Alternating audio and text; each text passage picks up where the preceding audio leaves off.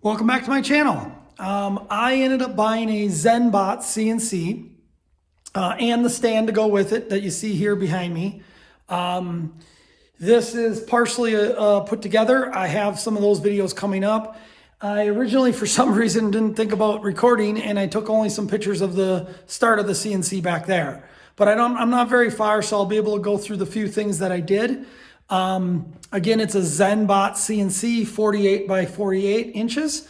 Sean at ZENBOT is amazing. He did a great job packaging this thing, and you know, we've got it started here. We're going to get it put together and go from there.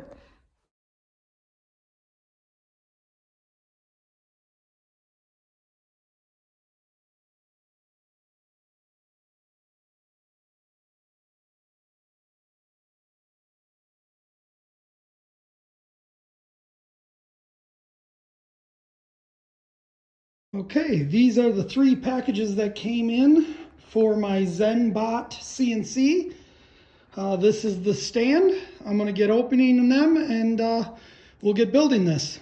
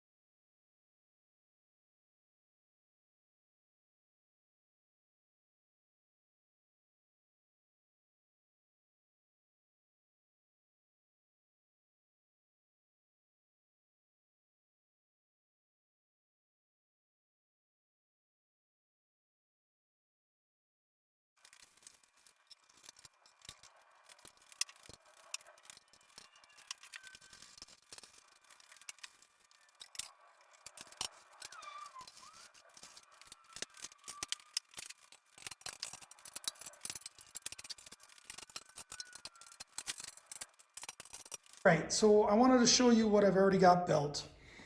This dusty unit here, I've actually had built for a little while. This all came assembled. I did not put that together. All I had to do is slide these pipes, these square tubing, in on both sides in them. And then these three square tubings on the top, right here, I just had to mount to the sides. These plates were already on here also. So that's all I got assembled on that. And then on this piece, this center, this is where the spindle will mount to. I had to slide these two pipes right here into the spindle and bolt on these two ends right here. And that's pretty much all I've got done so far. I've got the stand built to at least the point of mounting the base on the stand. So I've got to get some people in here to help me lift that. Okay, there it is, set on the stand. I do need to put in the two bolts here all the way around, but that's what she looks like. Okay, I've got that top CNC mounted to the stand. These wood pieces are just sitting here. This is not how it goes. I'm doing that just to have a workbench. So I've got this whole setup up here. I built this earlier, like I said. All I've done is bolt on these sides, slide these tubes into this, and now I have to mount this belt and bearing. Might be a little hard to see with me in here. There is no piece that holds it in. But what you need to do is slide the belt through like this, take the bearing, push it in, and it pushes in really hard.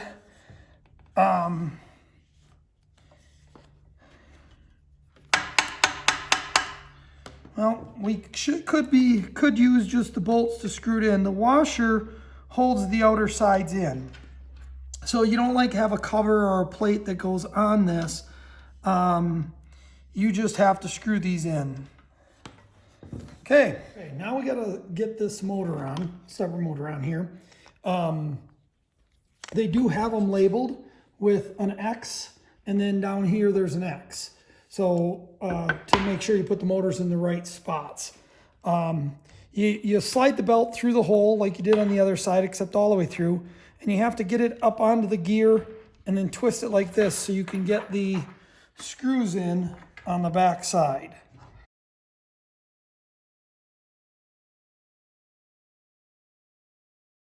Okay, now that we got the motor installed, the stepper motor here, we can put the gantry back on. That's this long piece right here. So we're going to bolt that on right now. Okay, next we want to attach this home switch right here. I tilted this up so it was easier to see. So I'm going to mount the wood top now. So the first thing we need to do is lay it on here, obviously. I had it set on here before for just a workbench. There's two different size screws. The bigger ones actually go in the plastic sides, and these little ones go on down the metal. But what we need to do is make sure this thing is squared up. So we want to start with getting the outside edges, and then we'll do a little bit of a measurement, you know, from diagonal. Now these wood pieces look a little different than what you may see on their website. It has these holes in the back here, and it has these large holes here. I bought the vacuum add-on. Okay. Well, the table is all bolted down, squared up. Very snug fit, but definitely worked out. Like I said, square. Had to use a little bit of a rubber mallet to line it a little bit. Now I've got this just sitting on here. What we need to do is lift it on, and you can see it has these slots here, and down inside of there it's got slots. So we should be able to align that, slide it in, and then get the bolts in. There's 4 bolts. So let's see if we can get that to work. Okay, well, we are getting pretty far here. Next, what I want to do is get the Y and A motor on up front here. So I've snuck the belt through here on both of them. One of the things I didn't explain earlier is this extra cover that I put on the other motor. You should leave this cover off for now, because this cover gets to where you're going to tension the belt, and as you can see the movement in here, that's where you should also keep the screws on the motor loose, so that we can tension the belts correctly. But for now, let's get installing the motors. Okay, so this is the back side of that belt with the same bearing we put in before. The only difference is this one does have a cover. The issue is that I think I should have the motor off because the belt doesn't come out this far when the motor is on. So you have to slide the belt in, and again, make sure your belt is not all crooked when you're doing this stuff. You know, make sure there's no twists in it, and then you have to push this piece in like that. This is the cover, and the cover will help push it in flat. And you put the cover on, and you can see now the belt is in there pretty good. This will make it go all the way in. So I'm going to put these two on, and then I'm going to unhook the belt off the motor up front, and then which I already did on this one.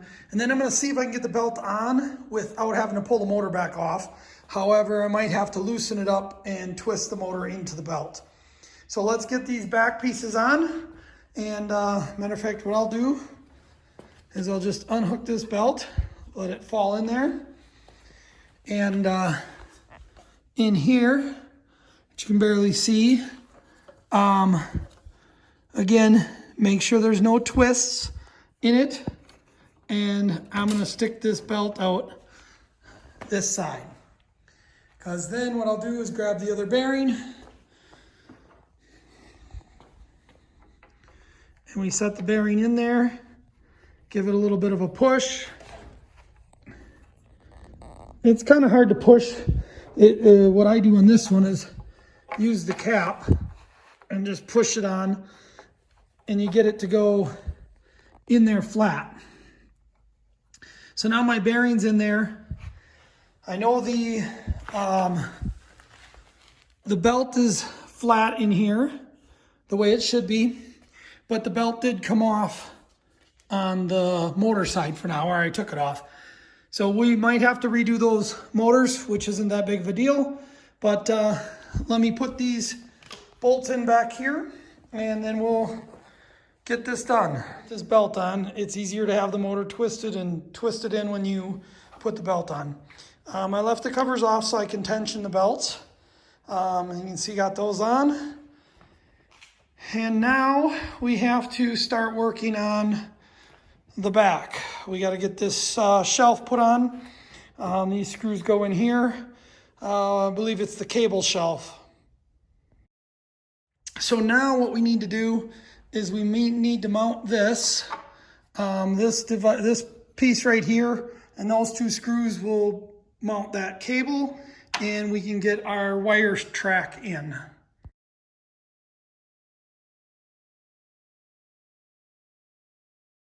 Okay, so now we're going to get the Z-axis motor mounted on here.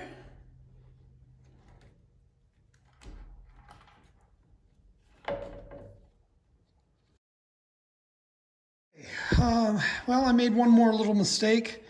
I had this on this way, and it needed to be that way. If you look, the cables come in here. It goes out through this, which you have to push through. I believe this is the home switch for right there. And then, but when this moves, it has to be able to extend the cable out. Then you need to plug it on here. Now, this is how the image shows. The black on the bottom, the red up here on the top. So what they show is putting a screwdriver in here and just kind of pushing out on the motor. Now I'm using this pry bar. It's not a really big one. I don't think you have to go overly snug. Just give it a good snug and tighten up the bolts. Okay, so next we're going to deal with the spindle. I purchased a water-cooled spindle. You can see a different video that I opened and show what's all in the box. I'm not using everything that came with it. So anyway, this is the mount that came with the spindle. However, it doesn't fit my bracket. I can have a new piece made, but I'm gonna try theirs first, which is two of these like this, and make sure that, or see if that's gonna handle it. This is quite heavy of a spindle, but let's check it out. We'll get it on there and we'll see how it works.